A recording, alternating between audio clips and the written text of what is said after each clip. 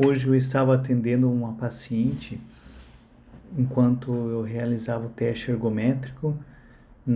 Em alguns períodos em que ela podia falar, estava ouvindo um pouco da sua história, da sua biografia, sua relação com o esposo, com os filhos, com seus pais, com seus amigos e qual era o seu trabalho. E pude perceber uma tristeza profunda naquela senhora. Era uma senhora já idosa que sentia muito triste pela situação do mundo, sentia muito medo, um medo de sofrimento dela mesma, dos filhos, dos netos, por ouvir notícias sobre assassinatos, sobre drogas, sobre corrupção na política, e ela ficava vendo noticiários e ficava em pânico, e já estava há alguns meses com um quadro depressivo evidente assim, e embora não quisesse usar medicamentos nem procurar um terapeuta, um psiquiatra, eu percebi que ela realmente estava num quadro que ia do normal para o patológico. E eu fiquei refletindo sobre como esse medo de sofrer, essa aversão e uma espécie de um pânico, uma ansiedade futura em relação ao sofrimento que ainda não está presente na vida da própria pessoa, ou então um foco no que há de negativo, que há de feio, que há de corrupto e mal no mundo, pode fazer com que a vida de uma pessoa que está com a vida relativamente organizada em relação à sua estrutura biológica, que ela está com uma saúde física, está organizada do ponto de vista social, uma pessoa que tem uma família estruturada, tem 3 filhas, é casada, aparentemente, pelo que ela me falou, o marido a trata bem, mas esse medo vago, um medo genérico e que parece que paira no ar por focar em notícias negativas ou então focar no sofrimento de outras pessoas, que por um lado pode parecer uma empatia, mas também pode revelar um profundo egoísmo, um egocentrismo em que a pessoa, ela procurando preservar uma certa segurança, uma estabilidade de um conforto, acaba pelo medo, pela angústia, gerando um sofrimento profundo que leva essa mesma pessoa a não aproveitar muito bem a sua vida presente, o seu momento, que tem muitas alegrias. E enquanto ela ia me falando, eu procurei, através de perguntas, mesmo durante o teste de esteira ali, que tem alguns minutos, pode durar ali em torno de uns 8 a 20 minutos, questionar coisas positivas, se ela percebia momentos agradáveis em sua vida, com a sua família, sua vida de relação, se ela percebia que tinha saúde, que era capaz de enxergar, de ouvir, de falar,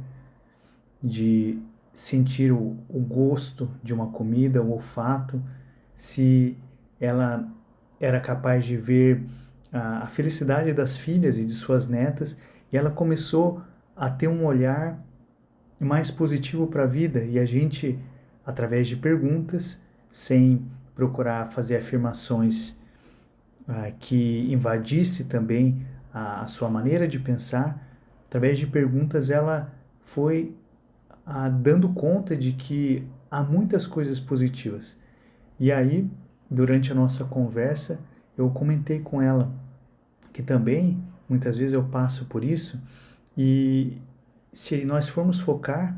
no que há de negativo no mundo, nós podemos chegar a uma conclusão de uma tristeza existencial profunda, não só no nível orgânico, ali no nível bioquímico de deficiência de serotonina, mas também no nível psíquico, no nível que acaba influenciando na vida social, na vida de relação na família, no trabalho, com amigos, com conhecidos, e também no nível espiritual. Essa tristeza que inicialmente ela paira mais num medo, numa angústia, para que preserve essa mesma pessoa de não sofrer, pode gerar uma tristeza até ontológica, uma tristeza existencial de que o mundo é mau. E ao longo do dia em que eu fui atendendo pessoas diferentes, eu percebi muitas pessoas que não querem ter filhos com medo de sofrer, com medo de trazer pessoas ao mundo como se o mundo em si fosse mau, e por esse medo acabam se privando de uma grande felicidade, de uma grande alegria, que é a capacidade de amar. Então, ao mesmo tempo que o medo do sofrimento parece ser uma defesa, esconde um profundo egoísmo e essa incapacidade de o ser humano lidar com o sofrimento. Então, eu me lembro aqui de quando eu estava estudando para o vestibular de medicina, e na minha casa eu tenho um irmão especial que eu amo muito, o Antônio. Ele é 13 anos mais velho que eu, e ele tem uma deficiência mental grave, uma deficiência intelectual grave. E muitas vezes ele tinha períodos de agitação psicomotora, uma espécie de um delírio, e acabava quebrando tudo lá em casa. Não foram poucas vezes que nós éramos de uma família muito pobre, mas tinha ali uma televisão simples, alguns móveis que eram mais delicados, algum vaso de flor que minha mãe sempre procurava manter, e nos momentos de agitação ele quebrava tudo, e a gente tinha que sair correndo muitas vezes.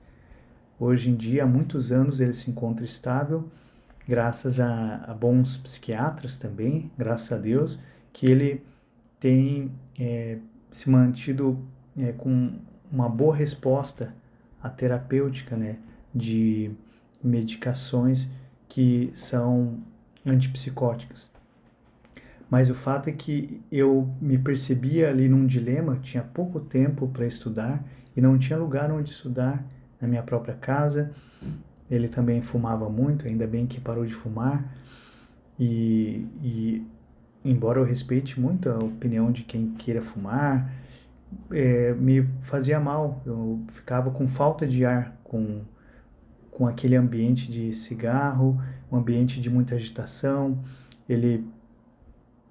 ficava irritado, então eu tinha que sair de casa e procurava estudar onde eu conseguia, onde tivesse um ambiente mais claro. Até que eu percebi que estava muito difícil, eu tinha que estudar por muitas horas, e consegui, graças à generosidade de uma amiga, conhecida como Irmã Léo, eu consegui os fundos de uma padaria da Irmã Léo, que eu lembro com muito carinho, que ela cedeu, e durante muitos meses, principalmente no terceiro colegial, ou no terceiro ano do ensino médio, eu estudei ali e passei tardes inteiras, madrugadas inteiras, muitas vezes estudando aquelas disciplinas do ensino médio para que eu tivesse uma boa aprovação no vestibular. Então, estou contando uma história pessoal porque eu lembro que, ao mesmo tempo que me vinha essa espécie de uma espécie de mal-estar, um sentimento assim de que parecia que aquela situação não era possível de ser resolvida, eu percebi que existe, através da reflexão,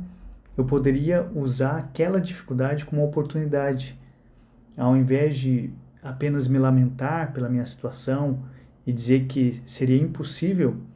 que eu conseguisse obter êxito, porque não tinha nem ambiente, nem lugar para estudar,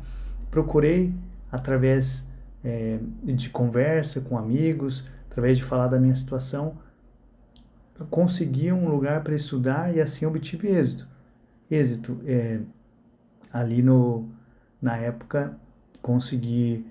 ser aprovado em medicina assim que concluí o 3º ano do ensino médio e passei ali no vestibular da Universidade Pública, da UEL, e onde eu consegui me formar em medicina. Então, estou passando aqui um relato de uma história que existem muitas outras histórias belíssimas, assim, muitos exemplos de pessoas. Aqui eu só estou me colocando como um amigo, um irmão que fala para outros irmãos, um amigo que fala para outros amigos, de modo algum me colocando como exemplo. Certamente sempre tenho que aprender, sempre aprendo com as histórias de superação, de resiliência, de paciência que eu vejo assim, nos meus pacientes. Procuro sempre ouvir a história de vida de cada um e quero deixar aqui para vocês essa reflexão sobre a importância de, quando estivermos com um olhar para a realidade, que o nosso olhar seja realista. Então, tanto se a gente foca só no negativo, nós não estamos sendo realistas, estamos sendo sentimentais em uma visão recortada da realidade que não é a real. E também se tivermos uma visão puramente otimista, que não observamos o que há de fato errado ali, também estaremos sendo muito inocentes. Então, eu prefiro uma visão realista, que observa as dificuldades de cada um, que realmente percebe que há uma situação que pode não estar bela, nem boa, nem verdadeira. Diante daquela situação, eu aceito a realidade, mas ao mesmo tempo que eu reconheço essa realidade, eu posso tentar transformá-la, mudar essa realidade se estiver ao meu alcance. E se não estiver ao meu alcance, eu posso pelo menos ter uma atitude humana, uma atitude de liberdade, de procurar melhorar a mim mesmo. Diante daquela situação de dificuldade, procurar usá-la como uma oportunidade, usar o que muitas vezes coaches, pessoas ligadas a essa visão mais moderna, assim, do pensamento positivo, mas que traz uma realidade, embora existam críticas a esse excesso de, digamos assim, de visão, de mindset, que tudo depende do mindset. Pode existir uma crítica filosófica em relação à origem disso daí, ao que isso remete, quais são os fundamentos disso. Por outro lado, na prática, isso funciona se você realmente tiver um olhar realista, mas com uma visão de como posso fazer para melhorar, com uma visão otimista, de esperança, você vai ter muito melhores resultados. Então, eu quero deixar aqui para vocês uma mensagem de que, diante das dificuldades da vida, possamos olhar com realismo e não ficar só focando no negativo, parar disso daí, mudar, procurar reformar, transformar nossa mente, nossos pensamentos, e através dos pensamentos procurar reformando os nossos sentimentos, reorganizando as nossas paixões, para que a gente possa ter atitudes que beneficiem,